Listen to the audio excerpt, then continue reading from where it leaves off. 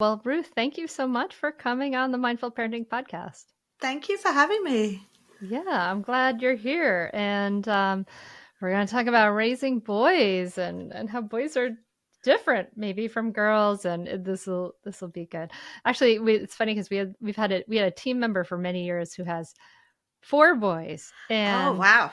and One more she than me. just recently had a 5th who was a girl. Oh my gosh. Yeah.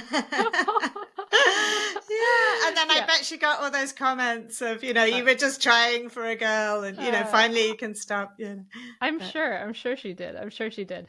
And I tell people like when I have 2 teenage girls, and so when I tell people that, they're like, I'll get these like people roll their eyes. I'll get these like oh yeah. condolences, like, oh my God, Yeah. I'm so sorry No. for you, which is so like actually like kind of toxic actually. But Yeah.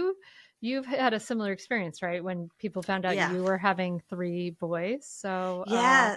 tell me about So that. How So when I was pregnant with my third son, people would say, oh, I hope this one's a girl. And then I'd say, oh, no, it's actually a boy. And they would be like, oh, and they'd give me this look as if, as if I just said, we all have the norovirus or something, or like we're all, I'm going off to war. It was almost kind of sympathetic the way that people talk to me about having boys.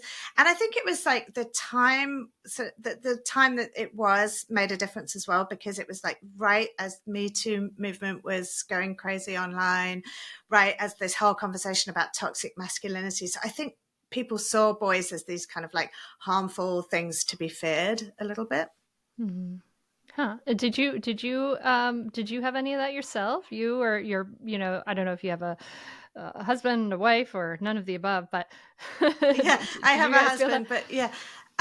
Did we feel that boys were Yeah, something to be did you Yeah. notice any of those thoughts in yourself, like or your Yeah, parents or your yeah, family? absolutely. Well, I mean, I think, on my husband's side, it was all, he was one of 2 boys and they were all male grandchildren. So I think it was kind of disappointing to them that we hadn't produced a girl.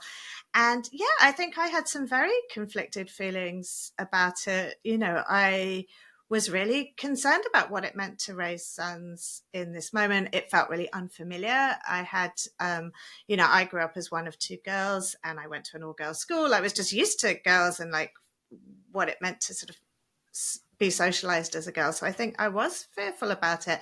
And I had sadness that, that I didn't have, I wouldn't have a daughter. And I think Mm. that's very normal. Yeah, yeah, yeah, sure. Um, when you entered into like raising your boys, did you, I don't know if you, if you're a feminist or not, like, did you feel Yeah. like I want to raise my boys differently than the way boys have been raised in the Yeah. past? Like, what were your thoughts kind of going into this?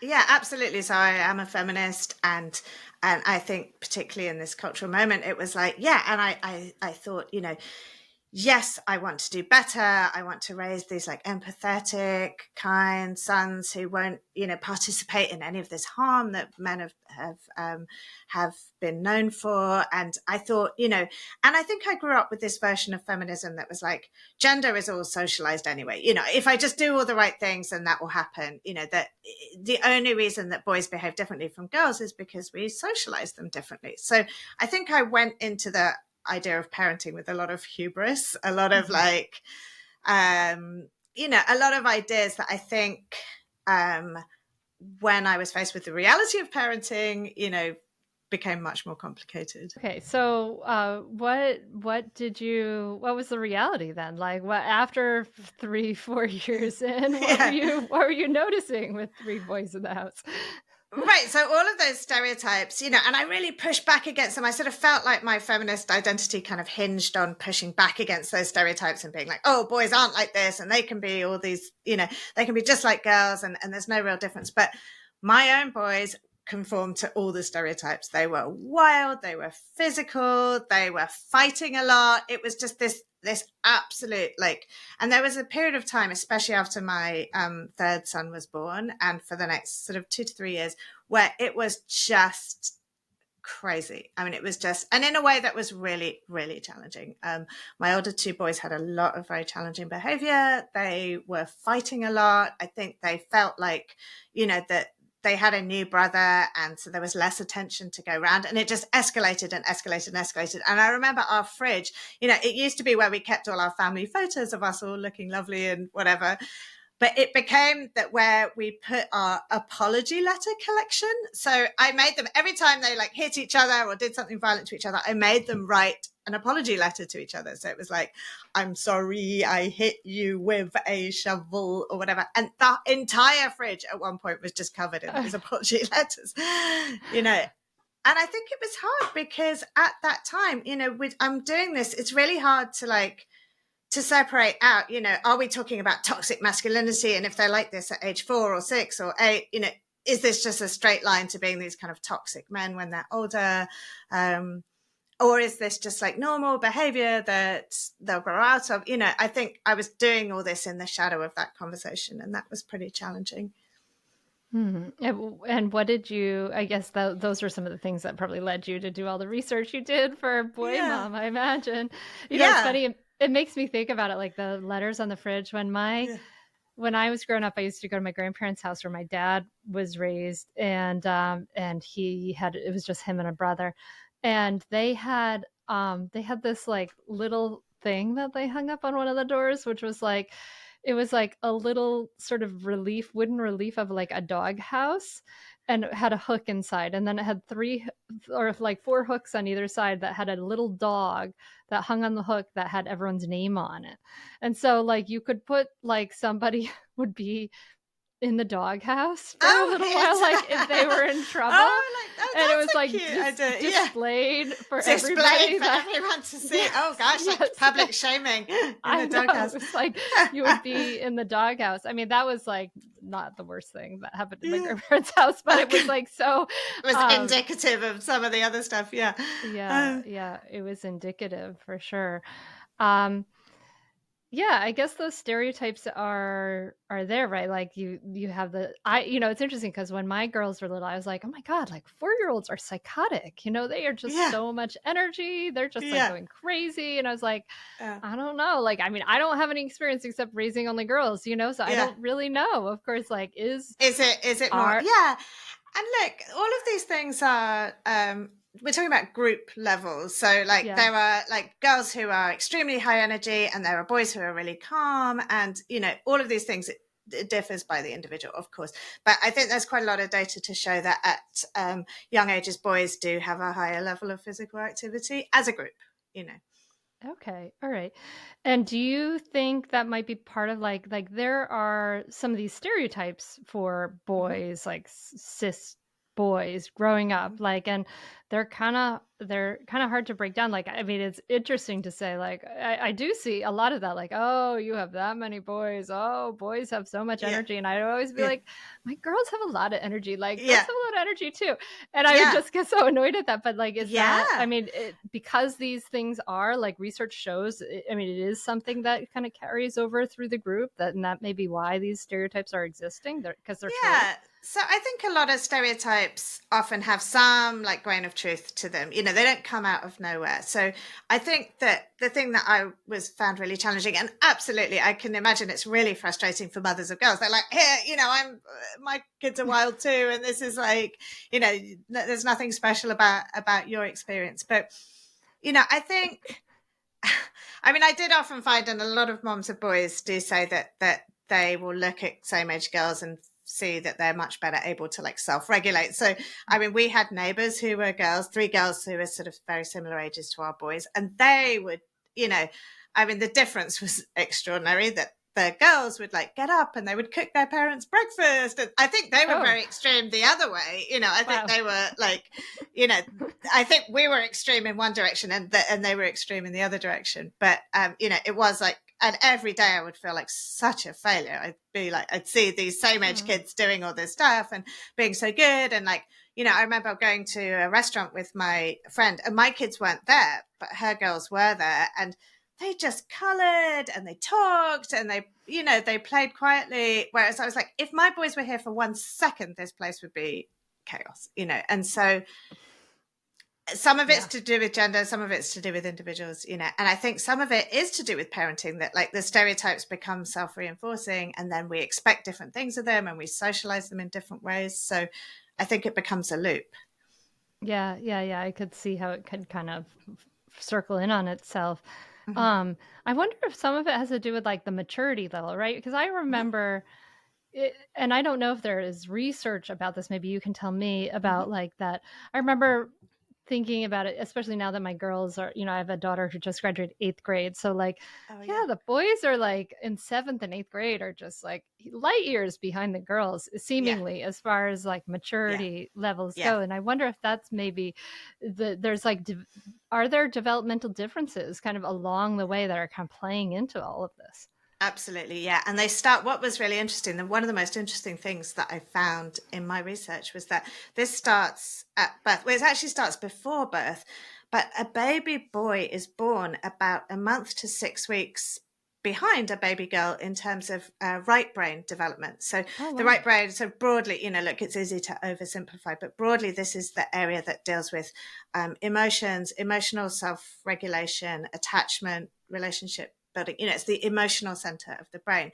And because a baby boy their brain is sort of immature compared to with a girl, it means that their brains are more vulnerable to disruption. And you see this in the data. So all of the like adverse events that could happen to a baby, like neglect or poverty or abuse or postpartum depression in the mother, all of these things like have been shown to have a greater impact on boys at a group level than they do on girls. And you can see those outcomes like down the line. Oh, And wow. I think that, and this goes on through childhood, this like relative immaturity. And I think what ends up happening is it's a nature nurture mix. So because the baby boy's brain is relatively immature, he needs more kind of support and nurture than a baby girl in terms of like regulating his emotions. He needs more of that kind of hands-on care. And a baby girl can be, on average, again, these are averages, but more resilient and more independent. But because of the way we kind of masculinize boys, and we think of them as like tougher and sturdier, and we kind of handle them differently, and we roughhouse with them more, but we give them less of that like emotional nurture in general throughout childhood, it becomes this like double self-reinforcing thing. So it's like they need more but they get less, and it compounds to cause some of these problems, I think. Oh, wow. Yeah, and you said that like that boys are actually like they're kind of more fragile than girls. And They're more we fragile, yeah. definitely don't think about boys that way. For sure. We don't Right, think about we boys that way. see them as tougher and sturdier, and there's all this research, that classic studies that show that when people are handed a baby boy who cries, they tend to perceive him as angry, whereas when they, as is shown, a baby girl crying, they see her as sad or distressed. And Oh, and that they handle them slightly differently, that they do more oh. roughhousing with boys. They like throw them up in the air, and a lot of like, there you go, little man, and this sort of masculinizing behavior. And it goes on through childhood. We talk to girls more about their feelings, we engage with them more verbally, and so it becomes this kind of feedback loop. That's fascinating. So I wonder like where you were in parenting. I mean, because I can imagine like whatever that your timeline was as far as like starting to do this research, having three boys, starting to do this Yeah. research as a journalist, like learning all these things. Like where were you as you started to learn about this relative immaturity and the way it affects boys? Like how old were your boys? Yeah. Did you end up having to like change things Yes. and talk Yeah. to maybe other people about changing things? Yeah, absolutely. So I probably started looking into this when my youngest was about a year old, and our boys' behavior was really, really challenging. And a lot of it was, to do with the fact that their life had been very disrupted. They had this new brother, they were having trouble regulating. I think they meant to do well, they're good-hearted boys, they have this good like core to them. And but I think they found it really hard to regulate themselves. And I think I started doing this research, and and I think my response to it before had been like, this is a behavior problem. We need to like control Mm. their behavior. And so it would be like Mm. either whether that was like in terms of like harsher sort of discipline, so like timeouts and like, apology letters, or, sort of in the punishment sort of sphere of things, or in the rewards things. We tried a lot of rewards programs where it's like sticker charts and, you get this and you get this incentive if you do that. And I think once I saw these problems as primarily grounded in emotions, and what the response needed to be was like more nurture and more emotional engagement, it helped me to orient my relationship to them a little differently, I think. And it did have better results for us, for our Mm. family. It worked in that way. So when I was like, actually, let's not see these as behavior problems, but let's see them as kind of emotional problems and try to talk to them on the level of their feelings. And for me to see it in that way, then they responded really well to that. And probably you were, when you saw it that way, like, as my kids are dysregulated, they need Yeah. help, Yes. instead of they're being bad. Yes. Um, your energy was probably more nurturing too, right? Like, they, but the Absolutely. Yeah. same way, like, that kids need adults to help them regulate, right? Yes. They need our help to regulate their feelings because they can't really do it by themselves. So then you were also then at that point then giving off of more, I'm here to help you energy rather than I'm Yes, angry at you kind of thing. 100%. And it's like something that it's really subtle. And I think people, I do interviews and people ask me, what are your 5 tips for, and it's not really about like a script that you can say, say these things and then you'll fix it. It's about a like whole orientation towards that child, I think, and just like a way of seeing them, a way of seeing what they need, and a way of seeing your own role in it and what your role as a parent is to provide for them. And I think you're right. It does. I think energy, I see what you're saying, because it's like a whole way of being with that child, so it's not exactly about what you say or do precisely, but just like yes, the way you show up in Yeah, relationship I with mean, they them. say like 70, when they talk about communication, right? Like, how much Yeah. of it is verbal, how much of it Yes. is physical, Yeah. and emotional, all those things. And it's like something like only 30% of what we're getting from another person is actually from what they're actually What they're saying. saying. Right. So, Yeah. And I think especially in this, like the wider culture was really feeding into this, because I was doing this in the shadow of this whole conversation about toxic masculinity and harmful men. mm, It came so freighted, it was so loaded with like, I've got to fix this. I've got to make them do better. I've got to control them. I've got to make them not turn out mm, as these bad men. And I think once I could slow down and just see them as these vulnerable kids who needed my help and needed me to be on their side and needed me to help them with all of this, then, it really changed the way that they were. And I think as they've gotten older, you have to kind of adapt what that means in practice. But sure, yeah. it's been, yeah, that's been the biggest learning curve for me, I think.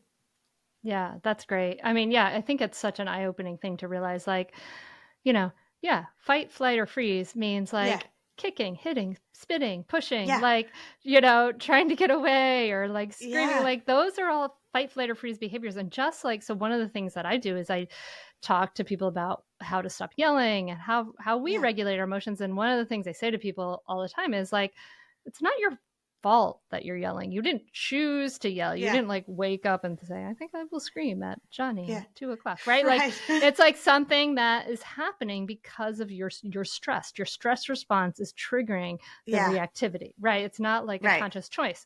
And it's very much the same way. It's really eye-opening for us to realize that, I think, and that we can like stop blaming and shaming ourselves. But then Yeah. it's also really eye-opening to say, like, oh, kids have the same stress response. And lo and Yes. behold, like, a lot of their Right. behavior is coming from this dysregulation and stress. It's not like they're Yeah. choosing To to be kick that and way. bite Yeah. and whatever, It's really Yeah. helpful to change that orientation entirely. Yeah, and I think I think this is obviously true for all kids, and that's, the work that you do, which is so important. But I think with boys, it comes with this added like gendered sort of message about from the culture about who they need to be in the world and how they should respond, and like the kind of role models they're given and the kind of ways that the messages we give them about who they should be, and the kind of things that we fail to teach them or fail to provide for them in terms of like learning those social, emotional, and relational skills and having those role models. So I think, it's in the culture in all kinds of invisible ways. And once you start noticing it, you realize that there are a lot of gendered messages coming to kids in terms of how to be and behave. And I think boys are getting the message in lots of subtle ways that aggression is okay, that human interaction is combative, and you see it in the kind of shows they watch, the kind of movies they consume, the video games, all of these things.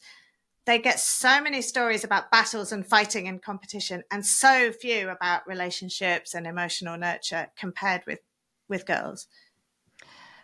Yeah, that's interesting. I mean, I guess you must have been on the lookout for that. It's fascinating because we had recently had a conversation with Sasha, the therapist who wrote "When Your Kid Says They're Trans," and one of the things she talked about is that the way in our culture, right, we're so socializing boys to be just this one certain way, and kind of like we Yes. can talk about it like as like in the man box kind of thing, right? Yes. And girls to be this one so specific way.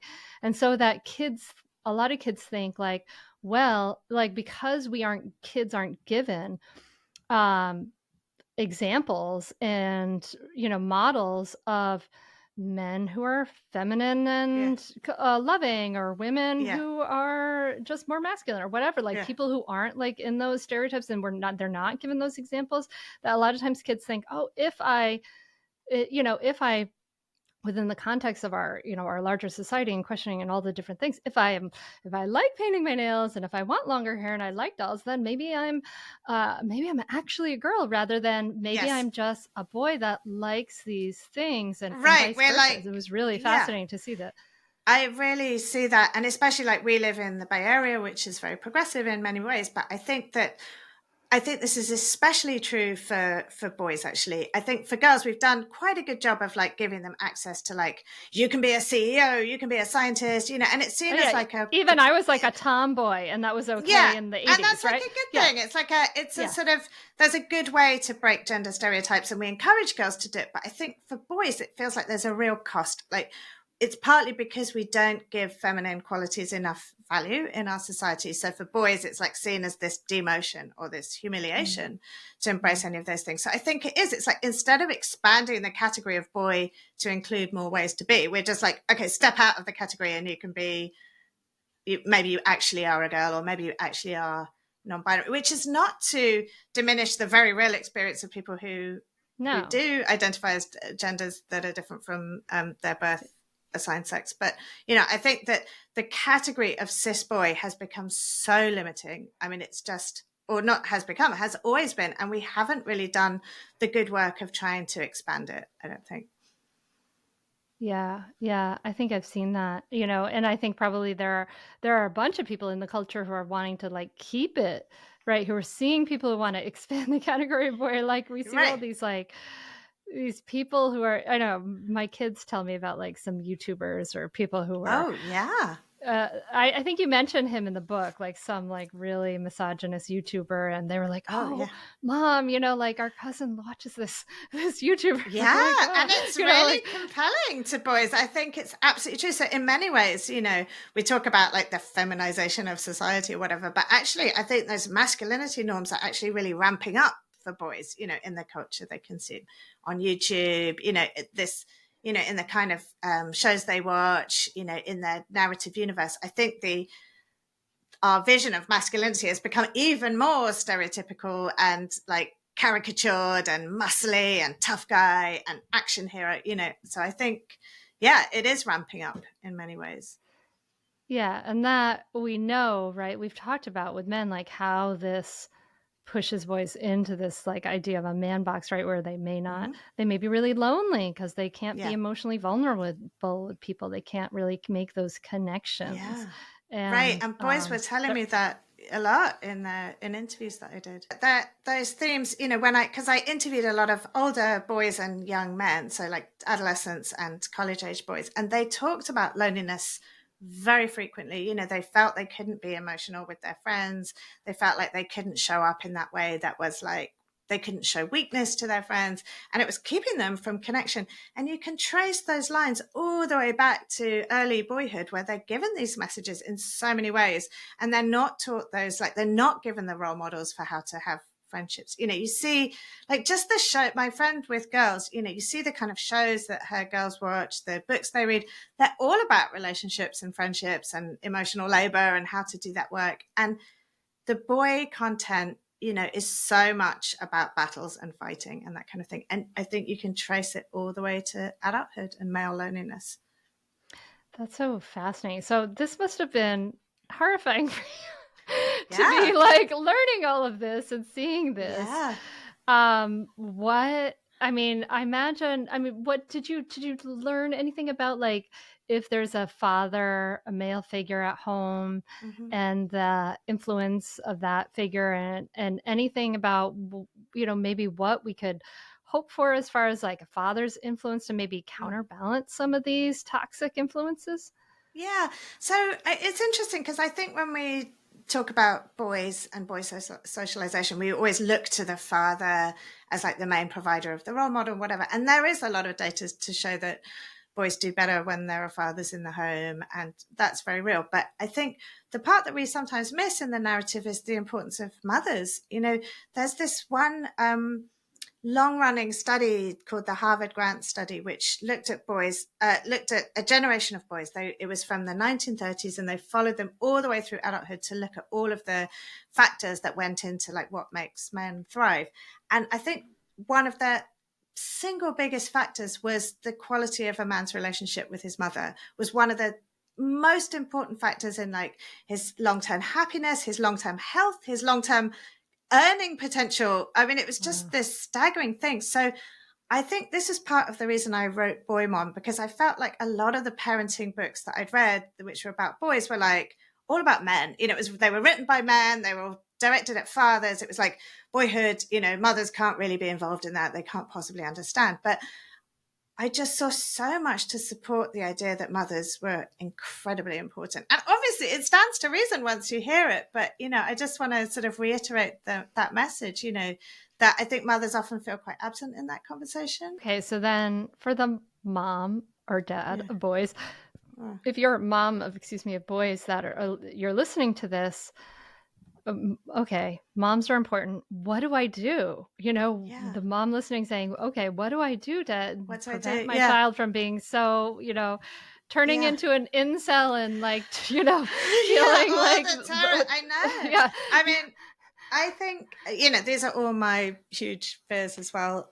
yeah. So I think that we learn to care for other people by being cared for ourselves. So Hmm. I think to have this figure, whether that's a mom, and I don't want to underplay the importance of fathers, that absolutely really important, but it's that nurturing care that I think boys miss out on in many ways, that they get slightly less of that in our culture, that really emotionally focused, on the nose nurture, not that kind of, because I think, I hear a lot of this, like, what you really need to do with a boy is he needs more wrestling, he needs more sports, he needs more physical play, but boys generally get a lot of that kind of stuff already. And what they're really missing out on is that emotional nurture, engagement with emotions, listening, talking about feelings. And so that's what I think that parents can provide for boys. It's that like change in the relationship that we talked about, that nurture, that listening to feelings, that naming emotions, our own, other people's, that acceptance of emotions, which I think is quite hard for people with boys, um, and those role models, whether that's in life or in art, as we call it, like TV, books, etc. Stories about boys in relational roles, and it's really hard to find them, but to seek Yeah. them out. Do you have any good recommendations? I know I get asked this a lot, and it's quite hard because there really aren't that many. But Wow. one book that my kids really enjoyed, which I recommend to people, is a book called Wonder. There's also a movie of it, and Oh it's yeah, about a wonder. boy with a facial disfigurement. Mm-hmm. But what's really unusual about about that book is that it has a main character who's a boy, but he has real interiority. He has a real emotional life, which you often, books aimed at boys tend to be about adventure and fighting, and it's all external. It's like things happen, but there's not so much interiority. I saw that with Inside Out. I don't know if you've seen the movie Inside Out, Not the new and one yet. We're hoping to go see it soon.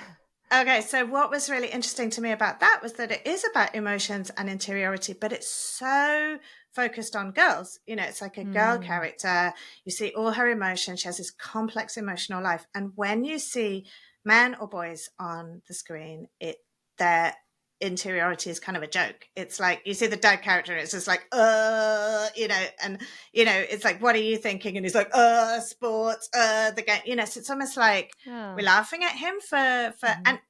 and it's something that I would never have noticed before I had boys. But when I'm watching it with my 6-year-old son, I'm like, whoa, he's really getting the message that like interiority and emotional life is for girls and women. Like the mom has like complex emotions, the daughter has complex emotions, but the dad and the one boy character that appears are both like, that's the joke. And, so Ah, that's too I bad. think it's like calling it out as well, like with your boys and being like, do you think men are like that? Do you think, to just like make a point of like noticing the absence. Yeah, yeah, to point out that This is it, sexist, it wouldn't yeah, be it okay to is. do that kind of stereotyping. If we had a girl character that was like ditzy or like bad at math or, people would be calling that out. And I think we Yeah. should be doing it the other way around too. Yeah, yeah, absolutely. I'm with you.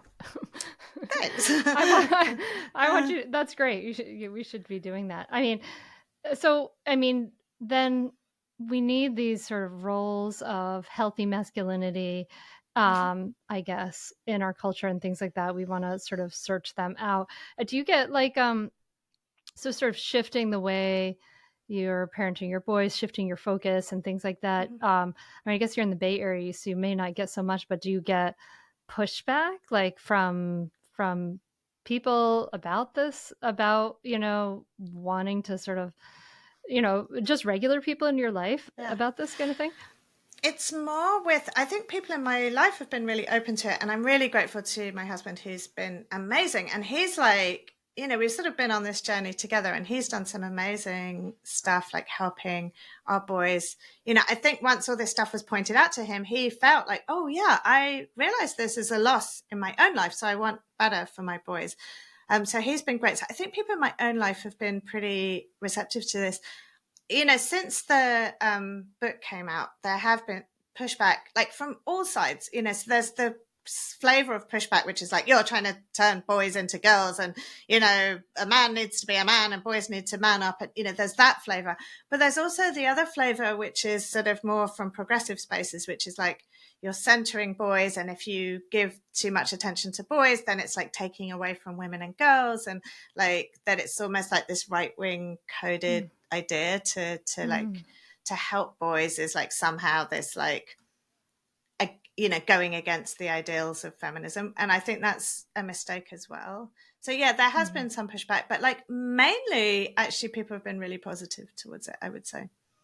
Oh, that's good. Um, well, so one thing then whenever we're thinking about, if we have, I know we have some boy moms in the listening audience, and what, what are some of the things you do with your boys about the idea of, because one of the topics you address in here is like, as boys get to be young men and in their early adulthood, a lot of issues of consent come up, right? Like Yeah, this is not gone away, the issues of sexual assault and all these different things, yeah, right? What have you sort of learned through all this research and study that you've done about this, about like, and about how to raise boys who are aware and consenting? yeah, Are there things you should do when they're young versus when they're older? yeah. So I think that, I think we have like as a society started to do better with this. I think it's really great that we're talking about consent, that it's something like, I think when I was a kid, I don't think I even really had that framework to understand this. And I think now we're naming this, we're talking to kids about it, we need to do it more. These conversations are so important. But I think often consent, people see it as this like binary thing, which is like, are you forcing someone to have sex or not? And I think consent is this incredibly nuanced conversation, which is grounded in all these social relational skills.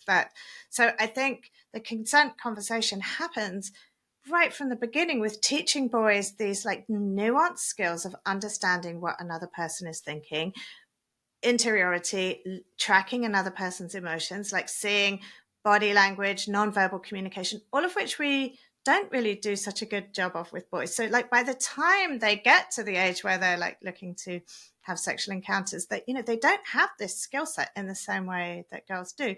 And it's Mm. not like one, you know, it's not a yes no binary. It's like all kinds of complicated things. And so I think the work really needs to start from the beginning, like just teaching this sort of nuanced set of relational skills. Yeah, I mean, it's tricky because, yeah, I can see there's so much gray Yeah. space and that it's not black and white, because like sometimes we tickle our kids and Yeah. that's hilarious, but it's not like consenting touch, right? And Yeah. sometimes, sometimes we're just coming in for touch, like a hug, and we don't Yeah. ask for permission every time we go Yeah. to touch our Right. And family members, it's yeah, like, and I don't think that's really the answer either. I don't think we want to live in a world where every time you touch no, your it's not. Yeah. anyone, you're like, do I have permission to hug you? You know, 2 year Yeah. old. You know, I don't think that's how. And I think, look, if we're honest, we have to give our kids a lot of non-consensual touch just to take care of them. You know, Yeah. there Yeah. will be Get in times that where we car have to seat. get in that car seat, get out of that road. I have to change your diaper. You know, and so I think for us to pretend that this is like a sexual encounter that we have to get like full consent every time we touch our kids, I think that's Mm, unrealistic. But I mm, think mm. these are themes that we can talk about with our kids.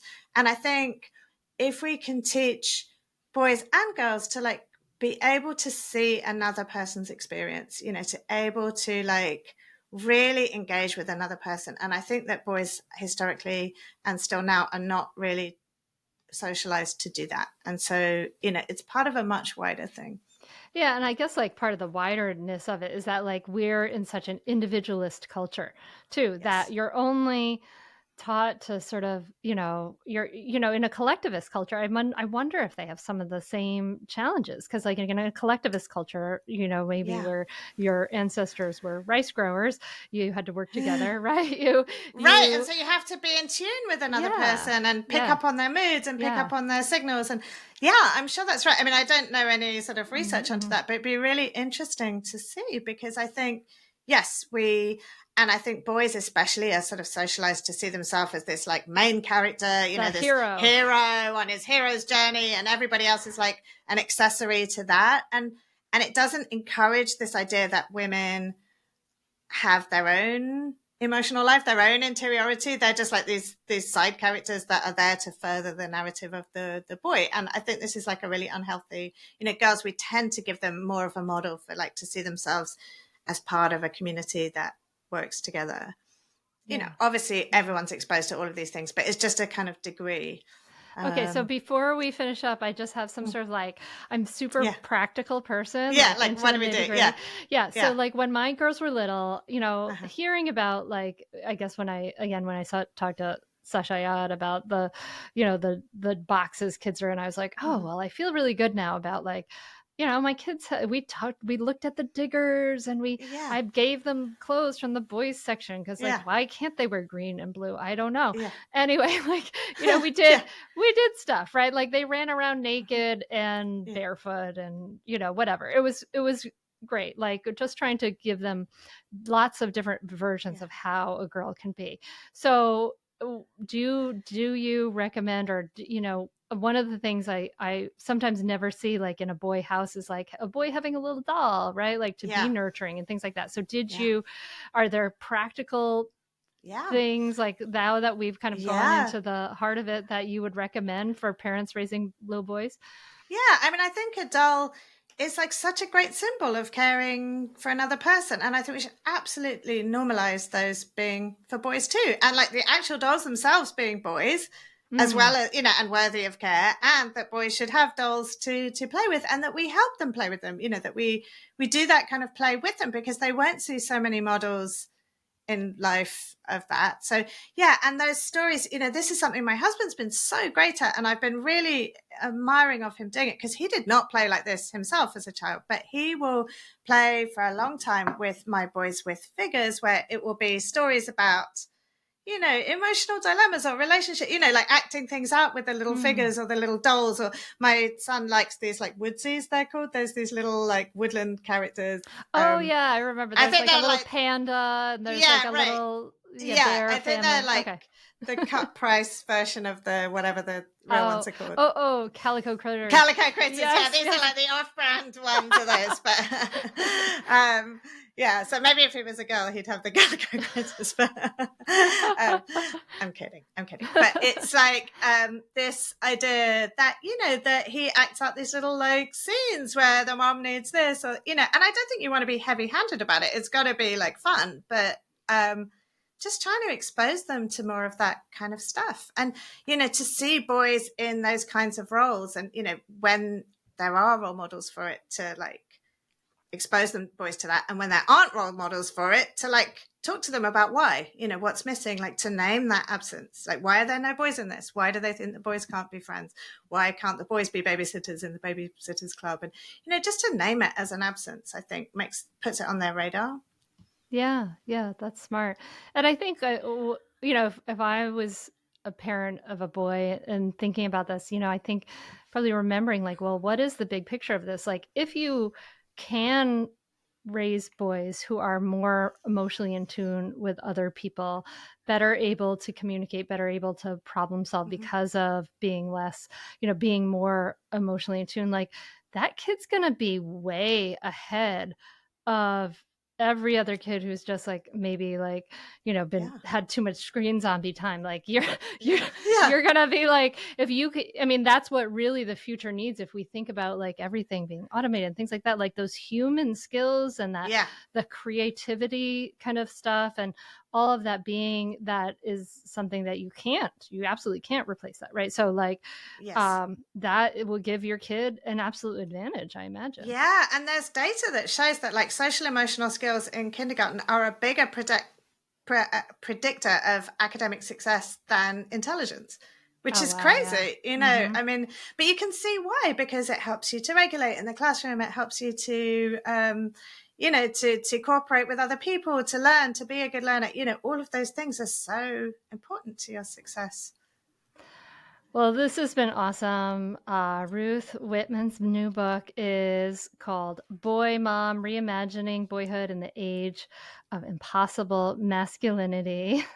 There it is. Thank you so Thank much, you. Ruth, for doing the work that you did, getting curious about this and writing this in such a way Thank that you're you. really kind of like walking this middle path in a very polarized culture. I feel like that's really very valuable, and to like go into all this nuance, and it's incredibly valuable. So thank you for doing what you do and for coming on. Any last words you want to share with the listener? Well, firstly, thank you so much for having this conversation and being part of it and all the work that you do. And I feel hopeful. I think we have this great opportunity now to change this. The more we are aware of it, the more we can talk about it, the more we can look at our own behavior, the way that we are, and the way that we can make some real changes. We've made a lot of changes for girls, things that were very normal when I was a kid and very sexist and very limiting have changed. And I think we can do the same with boys. Yeah, I love that. Thank you. Thank you so much, Ruth. This has been Well, great. thank you. It's been such a pleasure. Thank you very much.